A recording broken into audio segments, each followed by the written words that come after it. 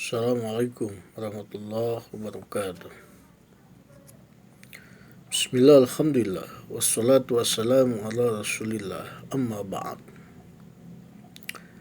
Hadirin sahabat yang berbahagia, di bulan Ramadan ini, yang mana dalam sejarah disebutkan bahwa ada sebagai syahrul Quran, mengatakan bahwa Al-Quran bita'limil ahkam. Al-Quran diturunkan untuk menjelaskan beragam ketetapan hukum Allah, sehingga Al-Quran yang mempunyai penjelasan-penjelasan sebagai sumber ijtihad. Al-Quran sebagai sumber hukum Islam yang pertama.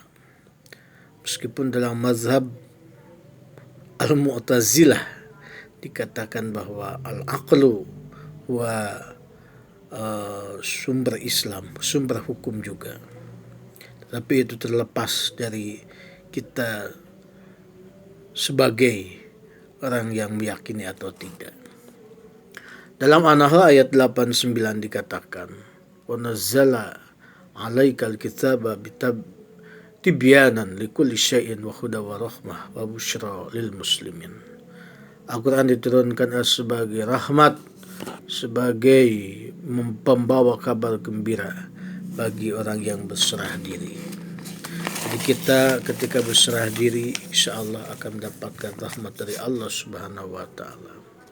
Seolah-olah menyatakan dalam ayat tersebut bahwa kitab suci yang diturunkan kepada Nabi kita, sebab ini adalah diturunkan bukan Al-Quran diturunkan bukan hanya untuk umat muslim saja, tetapi kepada seluruh manusia, seluruh umat yang ada di muka bumi ini, tentang bagaimana menjalani hidup, bagaimana menyembah Allah, interaksi dengan alam sekitar dan lain sebagainya.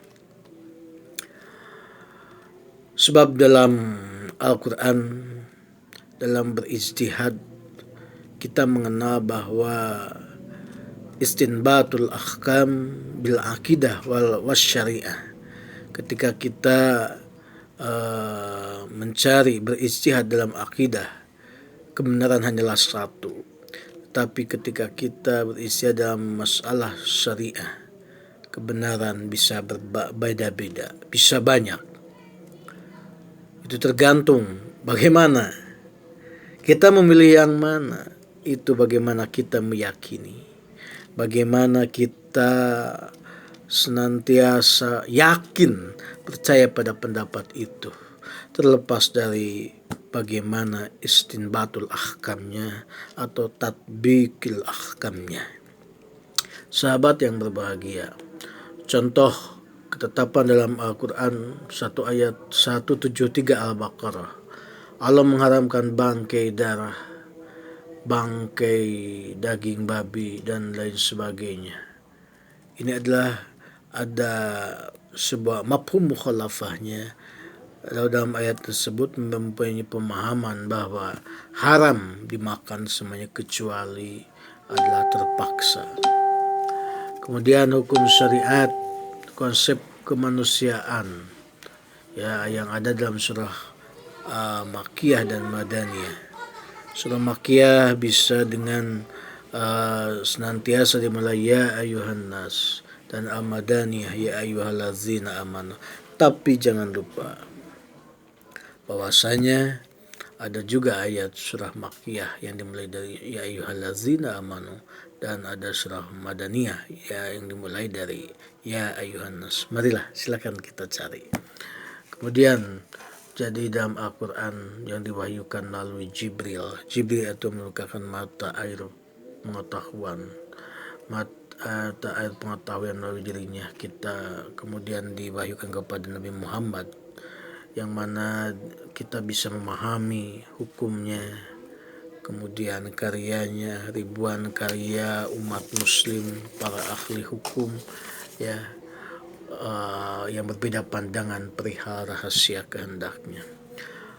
Kemudian Al-Quran juga sebagai mata air yang berlimpah pengetahuan bagi kita semua.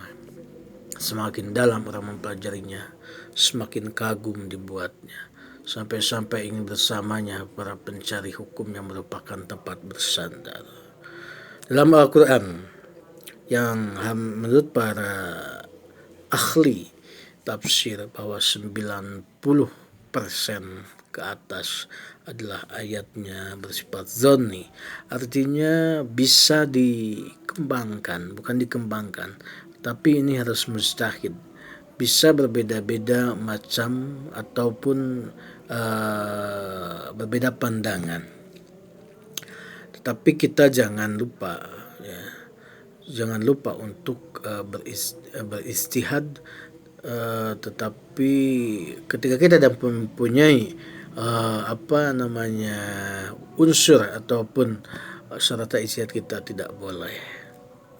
Sahabat, seperti dalam hal waris yang ada dalam ayat 11 ayat 12, jelaskan bahwa masalah furudul muqaddarah, suami berdua berbanding satu, laki-laki satu, perempuan, laki-laki dua, perempuan satu.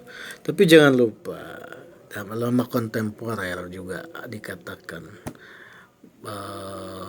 menurut As-Sahrul ulama seorang tokoh menyatakan bahwa ada sebuah inkonsistensi ketika keluar di Al-Quran. Contoh dalam ayat 11-12, suami laki-laki dan perempuan memang satu.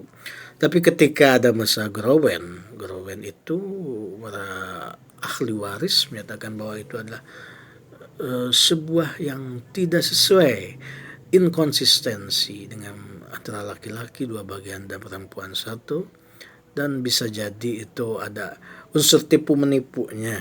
Itu juga karena Growen adalah hasil daripada ijtihad para ulama. Jelas hasil ijtihad itu juga bisa berbeda-beda, tetapi dia tidak mendapat dosa, dia berpahala. Tergantung kita meyakini maunya bagaimana, mau kita bagaimana. Mutsaharul gitu adalah tidak sesuai karena tidak konsisten bahwa waris itu harus 2 berbanding 1. Bahkan dia ada sebagai ulama kontemporer pegiat dari masalah gender. Kemudian sampai-sampai kita yang bersamanya Al-Quran, sungguh putusan halal dan haram dikeluarkan juga itu adalah dari Al-Quran. Kita tinggal mentakhrij hadisnya, mana yang lebih unggul, itulah yang kita pilih. Kemudian darinya sistematik bahasanya dibenahi, kemudian kebenaran dan kesalahan juga katakanlah dikoreksi oleh Al-Quran. Ingat, di dalam menurut ulama Asyuyuti, jika Anda tidak mampu memahami Al-Quran dengan baik, setidaknya Anda jangan mengacuhkan pada Al-Quran. Terima kasih. Wassalamualaikum warahmatullahi wabarakatuh. Saya Rian Rahmat.